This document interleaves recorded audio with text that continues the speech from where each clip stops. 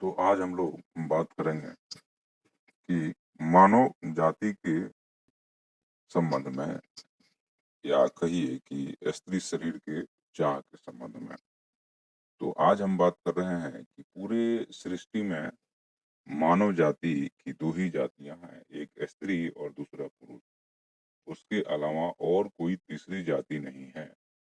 और अगर समाज में कोई तीसरी जाति बताने की कोशिश कर रहा है, तो यह समझिए कि वह अपनी इच्छा को प्रदर्शित कर रहा है। क्योंकि ब्राह्मण, क्षत्रिय, वैश्य और शूद्र ये 4 जातियाँ अगर देखा जाए तो इसमें कहीं न कहीं एक तरफ आपको कोई अपने अधिकार को जता रहा है और दूसरे तरफ समाज में कोई अपने अधिकार को छोड़ रहा है। अगर हम कहें कि ऊपर वाली जातियाँ जैसे ब्राह्मण और क्षत्रिय यह समाज में अपने अधिकार को जता रही हैं कि तुमसे हमारा ज़्यादा अधिकार है। और वैश्य और शूद्र ये अपने अधिकार को छोड़ रहे हैं और ऐसा मालूम पड़ता है कि ये डरे हुए हैं। तो ऐसी कोई जाति भगवान तो बनाया नहीं है। भगवान तो 2 ही जाति बनाया है, एक स्त्री और एक पुरुष। और स्त्री और पुरुष के संगम से मानव जाति का संख्या या आबादी बनी हुई है। इस केस में जो स्त्री और पुरुष के बीच में जो चीज़ें होती है, उसको हम लोग अंग्रेजी भाषा में सेक्स कहते हैं और हिंदी में उसको संभोग कहा जाता है। यह एक प्रक्रिया है, यह एक प्राकृतिक प्रक्रिया है। इसको न हमने बनाया है, न तुमने बनाया है। तो वह गलत कैसे हो गया?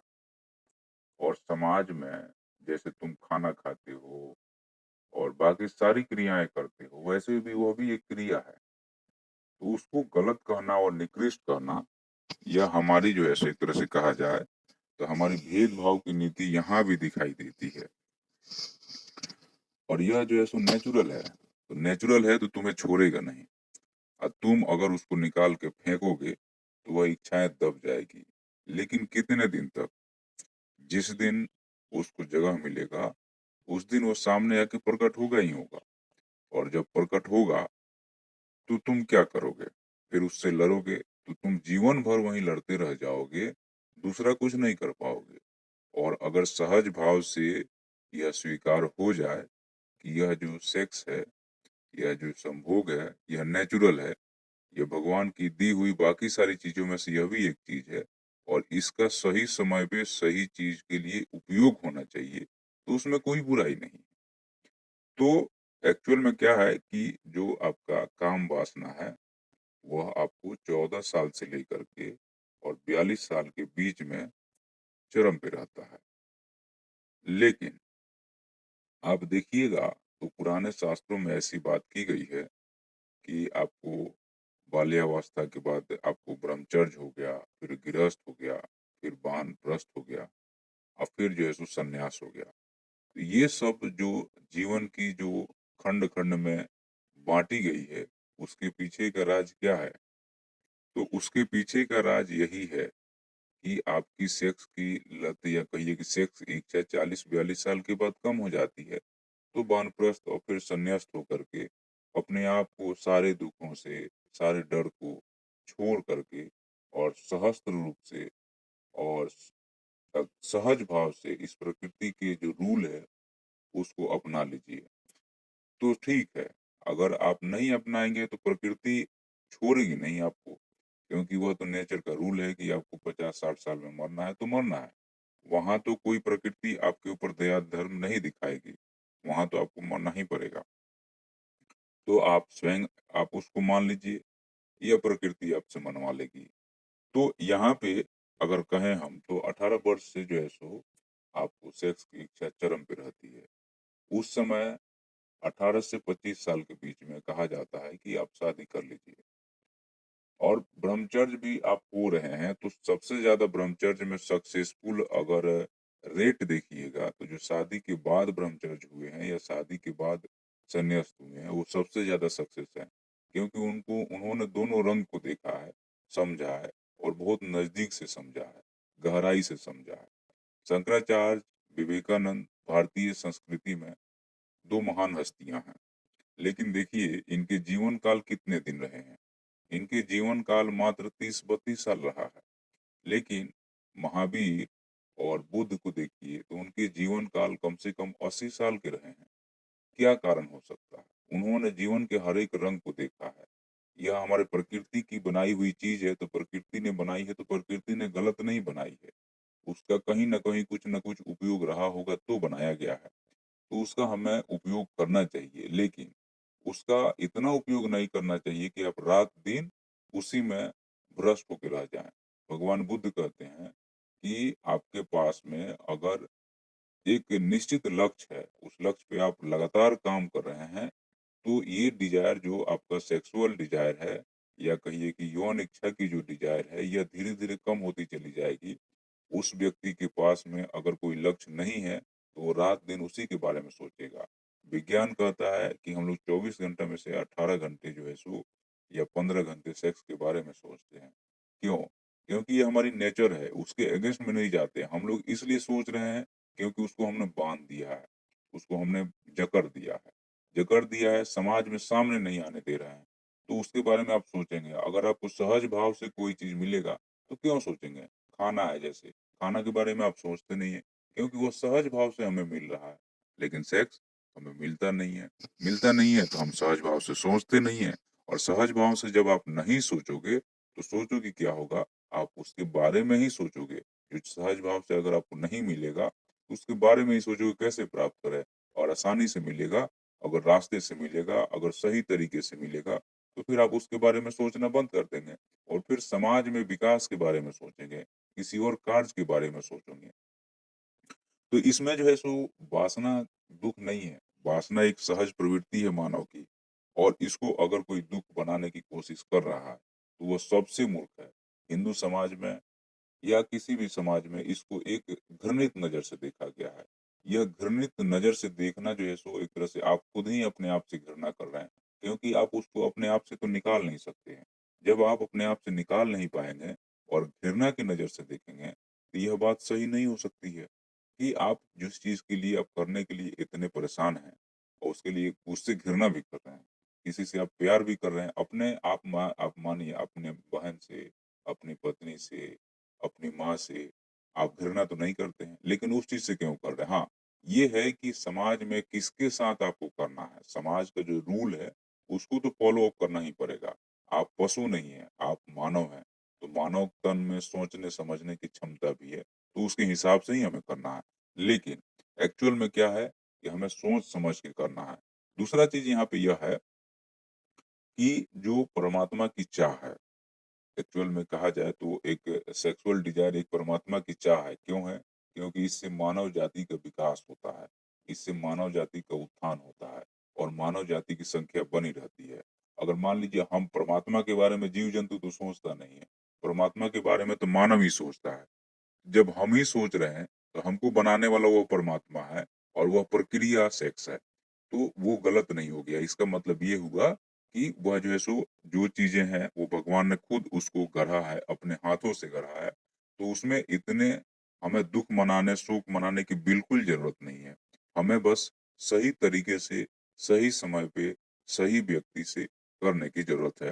तो एक्चुअल में क्या है कि जब आप सेक्स करते हैं या जब इसमें तल्लीन होते हैं, तो समझिए कि वह एक सबसे बड़ी ईश्वर की प्रार्थना होती है या ऐसा कहें कि भगवान की सबसे बड़ा कार्य आप कर रहे हैं, क्योंकि समाज का आप विकास कर रहे हैं, समाज को आगे ले जा रहे हैं, जनसंख्या को बढ़ा रहे हैं।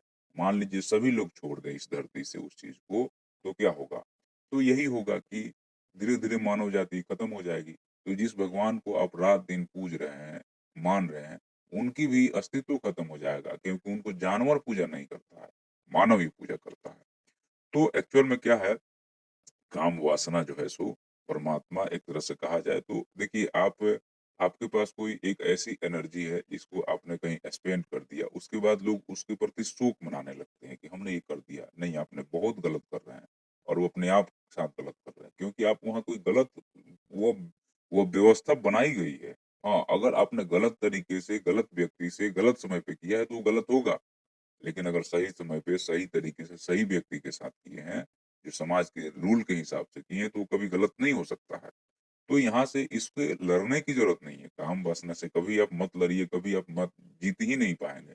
उसको सहज वृत्ति से स्वीकार कीजिए और जब आप मान लीजिए इस चीज़ को कर रहे हैं तो उसको बहुत नज़दीक से देखिए कि हम क्या कर रहे हैं। आज भी किया, कल भी किया, जीवन भर कर रहे हैं।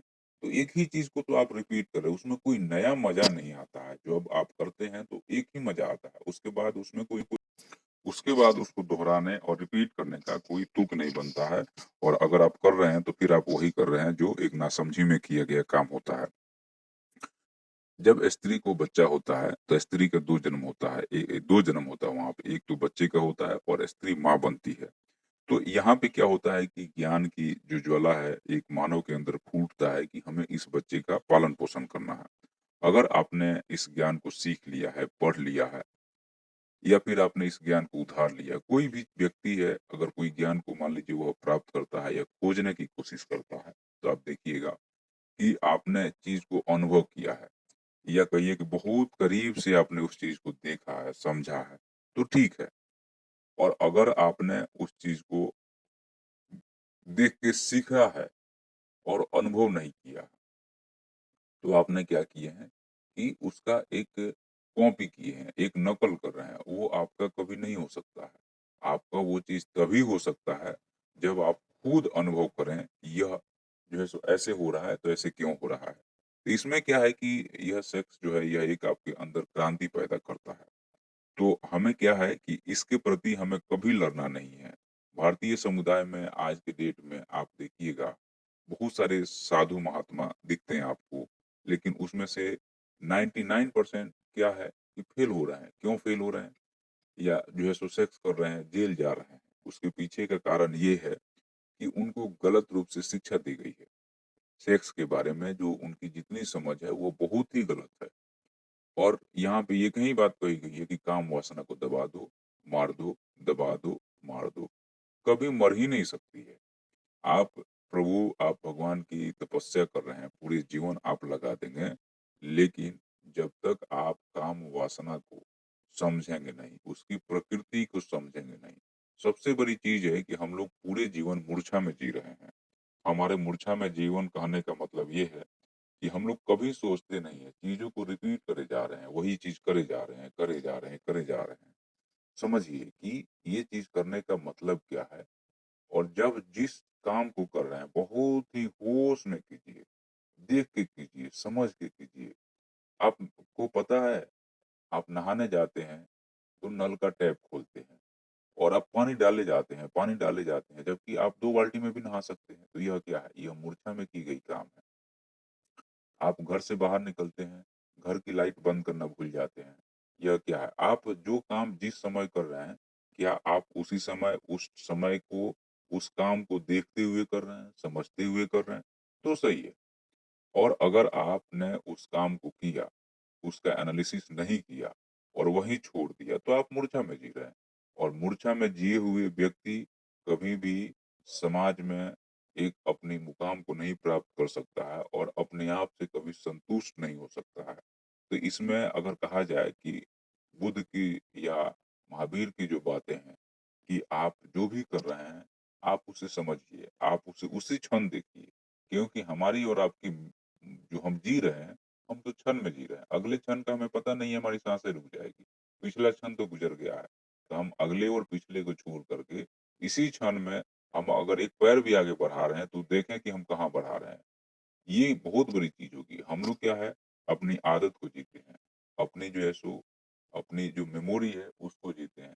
हम लोग कभी अपने आप को नहीं जीते। अगर हमें अपने आप को जीने लगें, तो हमें हर चीज़ का एहसास होगा कि हम क्या कर रहे हैं, कहाँ जा रहे हैं, क्या सही है, क्या गलत है। और मूर्छा में कीजिएगा तो आपको किसी भी चीज़ का कोई पछतावा नहीं रहेगा। तो जब किसी चीज़ का आपको पछतावा नहीं है, तो उस चीज़ का क्यों पछतावा है? तो हमें सबसे बड़ी चीज़ यहाँ पे ये है कि आप जो भी कर रहे हैं, बहुत ही सोच समझ के कीजिए और उससे लड़ने की ज़रूरत नहीं है। काम वासना से कभी आप नहीं जीत सकते हैं। आपके पास में एक बढ़िया-सा लक्ष्य होना चाहिए कि हमें इस लक्ष्य को प्राप्त करना है। जब आप इस लक्ष्य को प्राप्त करने की तरफ अग्रसर होंगे, तो वो चीज़ें बहुत पीछे दूर छूट जाएगी, लेकिन आपको चीज़ों का अनुभव तो ज़रूर करना है। तो आज इतना ही। धन्यवाद।